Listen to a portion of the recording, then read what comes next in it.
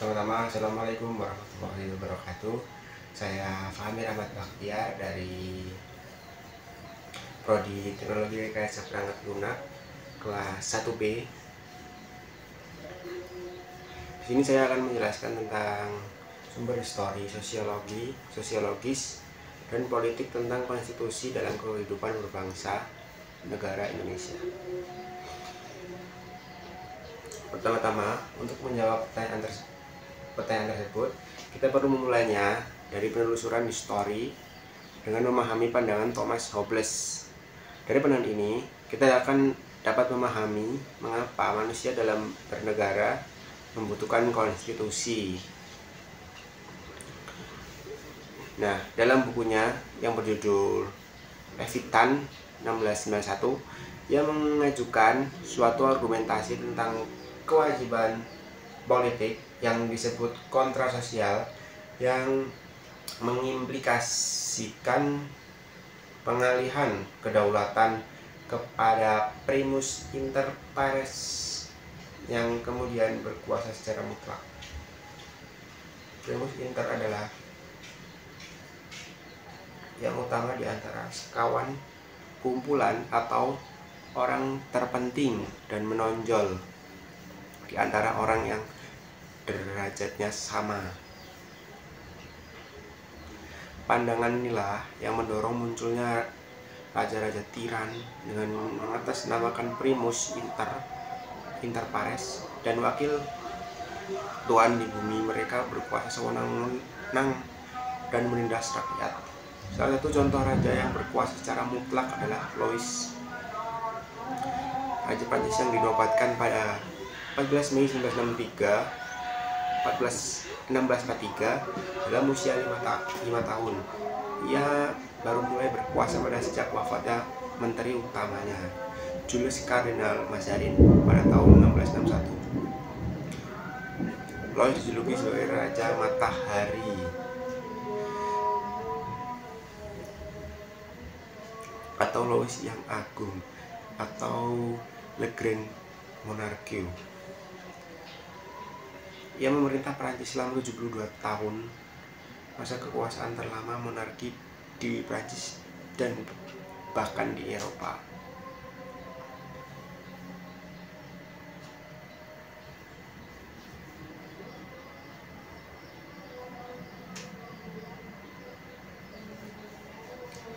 Selanjutnya, kekuasaan pemerintahan negara menurut aturan-aturan dasar sebagai berikut. Pedoman bagi presiden dalam memegang kekuasaan pemerintah, pasal 4 ayat 1. Kedua, ada syarat-syarat yang harus dipenuhi oleh calon presiden dan calon wakil presiden, pasal 6 ayat 1. Tiga, ada pembatasan masa jabatan presiden dan wakil presiden, pasal 7. Yang keempat, ada pemberhentian presiden dan wakil presiden dalam masa jabatan, pasal 7A dan 7B. Nomor 5, ada presiden tidak dapat membekukan dan membubarkan DPR, pasal 7C. Pernyataan perang, membuat perdamaian dan perjanjian dengan negara lain, pasal 11 ayat 1, ayat 2 dan ayat 3. 7. Menyatakan keadaan bahaya, pasal 12. Mengangkat dan menerima duta negara lain, pasal 13 ayat 1. 9. Ada pemberian gerasi dan rehabilitasi, pasal 14 ayat 1. Nomor 10. Ada pemberian amnesti dan absolusi, pasal 14 ayat 2. Dan yang terakhir ada pemberian gelar, tanda jasa, dan lain-lain tanpa kehormatan, pasal 15.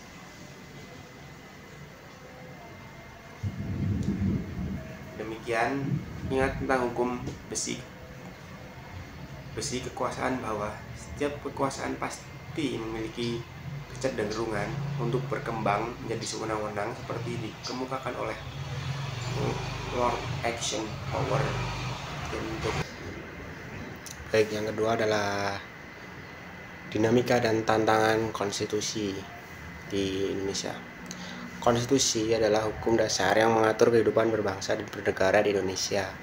Dinamika dan tantangan konstitusi seringkali muncul dalam kehidupan berbangsa dan bernegara. baik itu karena perubahan sosial, politik, ekonomi, teknologi, maupun dalam perbedaan pandangan atau kepentingan antara berbagai kelompok di masyarakat. Contohnya, 1. Perubahan konstitusi. Konstitusi Indonesia telah mengalami beberapa perubahan sejak pertama kali disahkan pada tahun 1945. Perubahan ini terjadi sebagai respon atas dinamika dan tuntutan masyarakat yang terus berubah. 2. Ada konflik antara kebijakan pemerintah dan hak asasi manusia. Salah satu tantangan yang sering muncul dalam kehidupan berbangsa dan bernegara di Indonesia adalah konflik antara kebijakan pemerintah dan hak asasi manusia. Dalam beberapa kasus, kebijakan pemerintah dapat melanggar hak asasi manusia yang dijamin oleh konstitusi. Dalam hal ini, konstitusi dapat menjadi alat untuk melindungi hak asasi manusia dan memastikan bahwa kebijakan pemerintah berada di batas-batas konstitusional. Masuk ke poin yang ketiga. Poin ketiga ada kesenjangan sosial dan ekonomi. Kesenjangan sosial dan ekonomi yang terus meningkat juga menjadi tantangan bagi konstitusi di Indonesia. Konstitusi Indonesia menjamin keadilan sosial bagi seluruh rakyat Indonesia.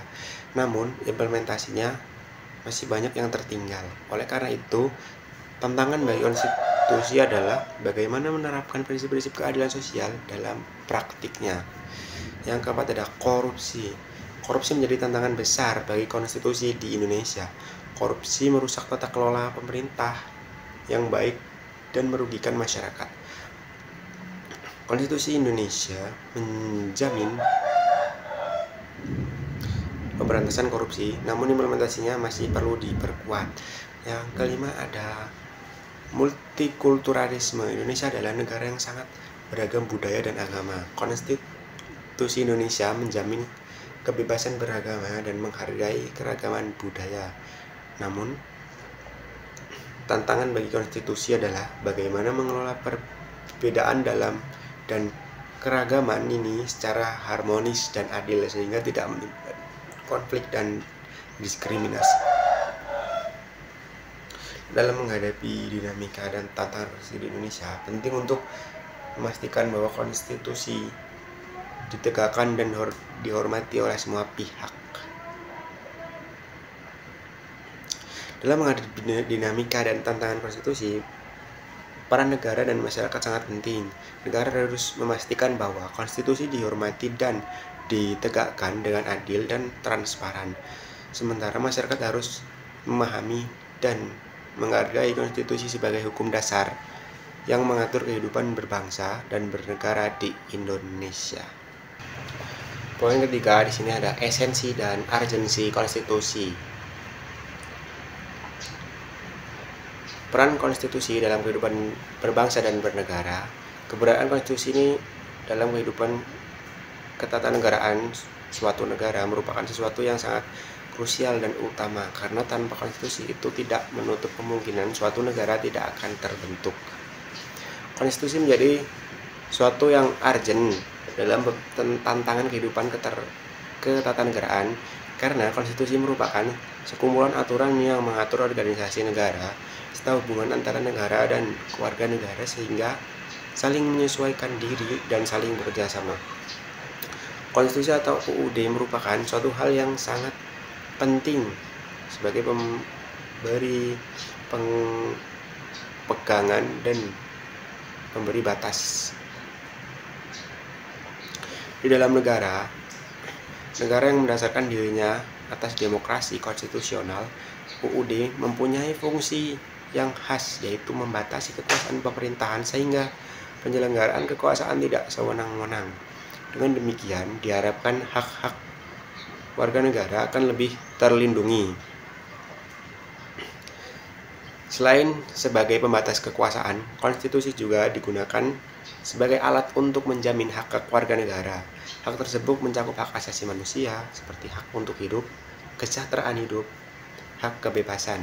Secara umum dapat dikatakan bahwa eksistensi konstitusi dalam suatu negara merupakan suatu keniscayaan, karena dengan adanya konstitusi akan tercipta pembatasan kekuasaan pembagian wewenang dan kekuasaan dalam menjalan negara. Konstitusi adalah saran dasar untuk mengawasi proses kekuasaan. Oleh karena itu, setiap konstitusi mempunyai beberapa peranan, yaitu: 1. Untuk memberikan pembatasan dan pengawasan terhadap kekuasaan politik. 2. Untuk membebaskan kekuasaan dari kontrol mutlak penguasa dan menetapkan bagi penguasa tersebut. 3. Ada konstitusi menggambarkan struktur negara dan sistem kerja yang ada di lembaga-lembaga negara. Dari penjelasan di atas dapat dikaitkan bahwa tujuan untuk konstitusi adalah untuk mengatur jalannya kekuasaan dengan jalan membatasinya melalui aturan untuk menghindari terjadinya kesewenangan yang dilakukan penguasa terhadap rakyatnya, serta memberikan arahan kepada penguasa untuk mewujudkan tujuan negara.